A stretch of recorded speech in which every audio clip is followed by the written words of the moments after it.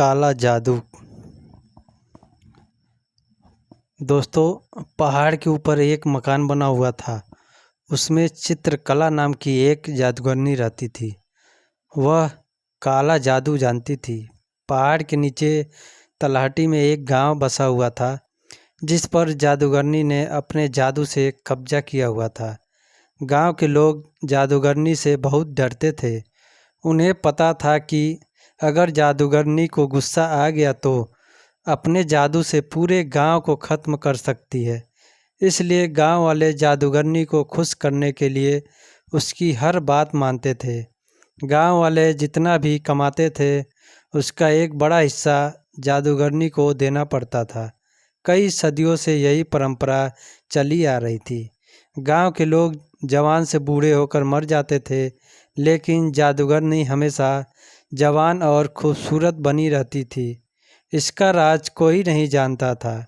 इसी गांव के एक घर में राकेश नाम का एक बच्चा रहता था। उसके पिता खेत में काम करते करते चल बसे।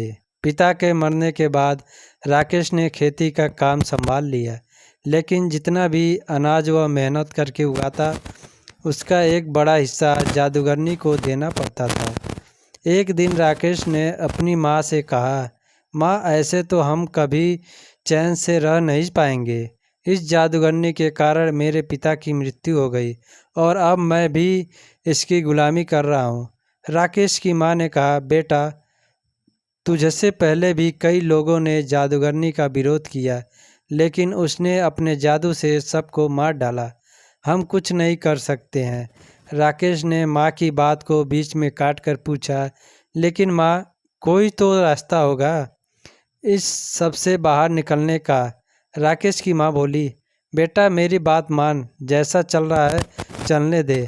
राकेश उस समय तो चुप हो जाता है, लेकिन उसके मन में जादूगरनी से गांव वालों को छुटकारा दिलाने की बात घर कर गई। राकेश अगले दिन से अपने खेत पर काम करने जाने लगा, लेकिन उसका मन काम से ज़्यादा जादूगरनी में लगा हुआ था। राकेश अगले दिन से अपने खेत पर काम करने जाने लगा, लेकिन उसका मन काम से ज़्यादा जादूगरनी में लगा हुआ था। दोपहर को राकेश एक पेड़ के नीचे खाना खाने बैठा। वहीं उसके बराबर के खेत के दीनानाथ चाचा भी खाना खा रहे थे। दीनानाथ चाचा से राकेश ने अपने मन की बात कही। राकेश की बात सुनकर उन्होंने कहा, बेटा, बात तो तेरी ठीक है, लेकिन काम बहुत कठिन है। इसमें तेरी जान भी जा सकती है। राकेश बोला, चाचा, अगर गांव वाले को बचाने में मेरी जान भी चली गई तो मुझे खुशी होगी। आप कोई तरीका बताओ। तब दीनानाथ चाचा ने कहा, आज से कई साल पहले गांव में एक किसान ने जादूगरनी को मारने की कोशिश की थी, लेकिन जादूगरनी को पता लग गया। फिर जादूगरनी ने उससे बदला लेने के लिए उसका सब कुछ छीन लिया और वह उसे मारने की तैयारी कर रही थी, लेकिन वह पहले ही गांव छोड़कर भाग गया।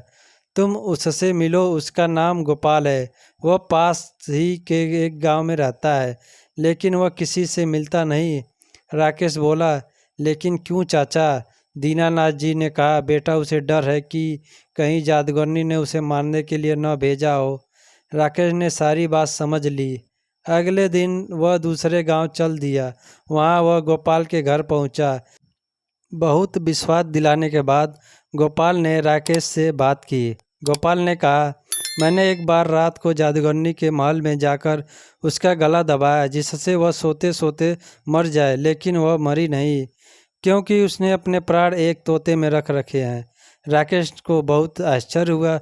उसने पूछा, लेकिन ऐसा क्यों चाचा? गोपाल ने आगे बताना शुरू किया, बात यह है कि जादूगरनी हमेशा जवान और खूबसूरत बने रहना चाहती है, लेकिन उसका जादू अपने ऊपर नहीं चलता है। इसलिए उसने उस तोते को पाल रखा है, उसे जादू से जवान बना रखा है। उसके अंदर जादूगरनी के प्राण है, इसलिए वह भी जवान बनी रहती है। अगर कोई उस तोते को मार दे तो यह सब ठीक हो जाएगा। राकेश गोपाल से विदा लेकर अपने गांव वापस आ जाता है।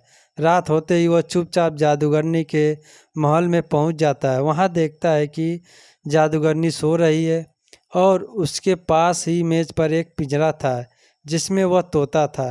राकेश तोते को हरी मिर्च खाने को देता है। तोता बहुत खुश हो जाता है। फिर राकेश उससे कहता है, तुम कब तक इस पिंजरे में रहोगे? तुम चाहो तो मैं तुम्हें आज़ाद कर सकता हूँ। तोता बोला, मुझे कोई भी इस कैद से बाहर नहीं निकाल सकता। राकेश बोला, कोई तो रास्ता होगा। तोते ने कहा, अगर कोई मुझे मार दे तो मैं आज़ाद हो सकता हूँ। मैं मर गया तो जादूगरनी की जान चली जाएगी। उसकी जान जाते ही मैं दोबारा जिंदा हो जाऊंगा, क्योंकि मेरे अंदर दो जान है। राकेश ने पूछा, लेकिन तुम्हें कैसे मारा जाए जिससे तुम्हें तकलीफ न हो? तोता ने कहा, तुम किसी तरह इस कमरे में धुआं भर दो। दम घुटने से मैं मर जाऊंगा। राकेश सारी बात सुनकर वापस आ जाता है। अगली रात वह जाकर देखता है कि जादूगरनी सो रही। वह अपने साथ कुछ लकड़ियाँ लाता है, उसे जलाकर खिड़की से अंदर फेंक देता है। फिर खिड़की बंद कर देता है। धुएं से जादूगरनी उड़ जाती है। वह पिंजरे को लेकर बाहर की ओर भागती है, लेकिन राकेश बाहर से दरवाज़ा बंद कर देता है। कुछ ही देर में तोता मर जाता है। उसके मरते ही जादूगरनी के हाथ से पिंजरा छूट जाता है और वह मर जाती है। यह सब राकेश बाहर से देख रहा था। जादूगरनी के मरते ही वह खिड़की खोलकर अंदर जाता है और पिंजरे को बाहर ले आता है। कुछ ही देर में तोता जिंदा हो जाता है। इस तरह राकेश की हिम्मत और सूझबूझ से गांव वाले को जादूगरनी से छुट्टी मिल जाती है। दोस्तों, अगर कहानी अच्छी लगे तो लाइक और सब्सक्राइब ज़रूर करें।